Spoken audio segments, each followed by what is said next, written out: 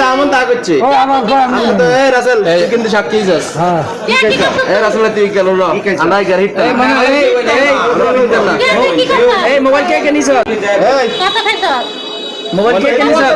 কে কে নিছ না ওনার কোনো খবর নাই কে কে নিছ ওই যে বিকার এ তো অন্ধরে 500 টাকা দিছিস আমগো কে কে নিছ আজ তো বাড়ি হলো না এ তো অন্ধর আমগো লগে এই খরচ